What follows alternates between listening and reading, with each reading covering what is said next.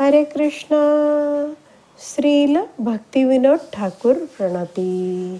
तर हे महान वैष्णव श्रील भक्तिविनोद ठाकूर हे भक्ती सिद्धांत सरस्वती ठाकूरांचे वडील आहेत आणि श्रील गौर किशोरदास बाबाजी महाराज यांचे ते आध्यात्मिक शिक्षा गुरु होते. तर ते इतके महान वैष्णव होते की बालपणापासूनच त्यांनी आपल्या बुद्धिमत्तेची चमक दाखवायला सुरुवात केली. वयाच्या 6व्या वर्षापर्यंत त्यांनी रामायण आणि महाभारत यांसारखे मोठे मोठे ग्रंथ आहेत त्यांचा अभ्यास पूर्ण केला होता आणि 10व्या वर्षापासून ते भगवंतांबद्दल आणखीन जाणण्यासाठी उत्सुक होते आणि हरिनामाचा जप त्यांनी सुरू केला होता. 18व्या वर्षापासून ते भगवंतांचा मार्गदर्शन इतरांना करत प्रवचन करायला लागले आणि वयाच्या 30व्या वर्षी म्हणजे 1868 साली ते ब्रिटिश काळातले जज न्यायाधीश बनले. त्यावेळी भारतावर ब्रिटिशांचं राज्य होतं आणि 1894 मध्ये म्हणजे वयाचं 56व्या वर्षापर्यंत त्यांनी हे जे जज म्हणून कार्य पाहिलं. अचूकपणे आणि निर्भयपणे त्यांनी न्यायाधीशाचं कार्य केलं. इतर न्यायाधीशांच्या तुलनेत ते इतके झटपट निकाल देत की इंग्रज लोकसुद्धा अचंबित होऊन जात असत. तर असे हे जे भक्तिविनोद ठाकूर आहेत त्यांचं कर्मी नाव श्रीयुत केदारनाथ दत्त असं होतं आणि त्यांच्या येण्या जाण्यासाठी म्हणजे न्यायालयात येण्यासाठी घरापासून तर इंग्रज सरकारने त्यांच्यासाठी रेल्वे लाईन टाकली होती. जी रेल्वे भक्तिविनोद ठाकूरांना घरापासून न्यायची ऑफिसपर्यंत म्हणजे न्यायालयापर्यंत न्यायची त्यांची ने-आण करण्यासाठी ही खास गाडी होती. तर जगाच्या इतिहासामध्ये सरकारने अशी एखाद्या व्यक्तीला घरापासून ऑफिसपर्यंत ने-आण करण्यासाठी रेल्वे गाडी तयार करणं ही काय आहे एक वेगळंच हे एकमेव उदाहरण आहे.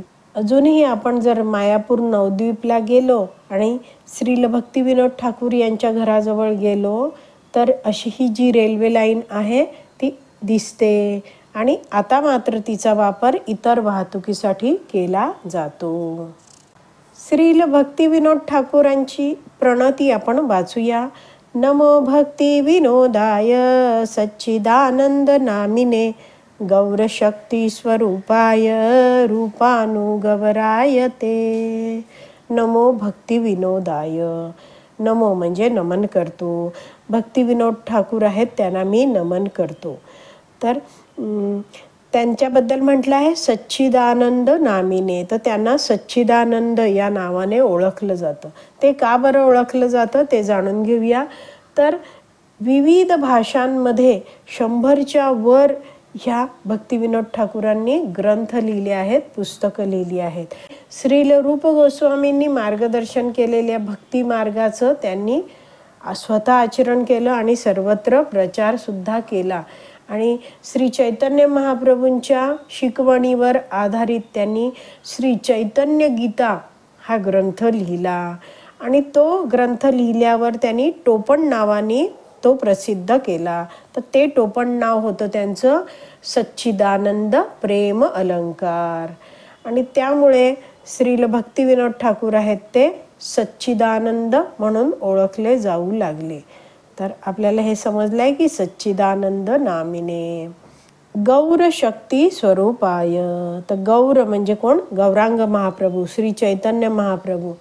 तर हा सगळा भक्तीचा उपदेश प्रचार श्री चैतन्य महाप्रभूंनी सुरू केला आणि चैतन्य महाप्रभूंनी हे जे सुरू केलेलं कार्य आहे ते श्रील भक्तिविनोद ठाकूरांनी खूप जोरदाररित्या पुढे नेलं. जणू काही ते काय आहेत श्री चैतन्य महाप्रभूंचे शक्तीचे स्वरूप आहेत. भगवंतांनीच त्यांना शक्ती दिली होती. पुढे लिहिलं आहे रूपानुगवरायते. रूप अधिक अनुग अधिक वराय.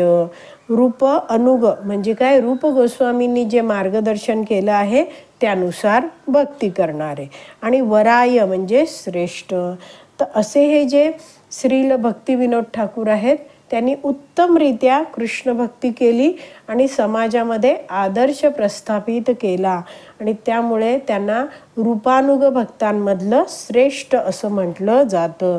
पुढे म्हटलं आहे ते म्हणजे त्यांना, म्हणजे असे हे जे श्रील भक्तिविनोद ठाकूर आहेत त्यांना मी नमन करतो. भाषांतर वाचते. जे रूपानुग भक्तांमध्ये श्रेष्ठ आणि श्री चैतन्य महाप्रभूंचे शक्ती स्वरूप आहेत अशा सच्चिदानंद श्रील भक्तिविनोद ठाकूरांना मी सादर प्रणाम करतो. श्रील भक्तिविनोद ठाकूर की जय. हरी बोल.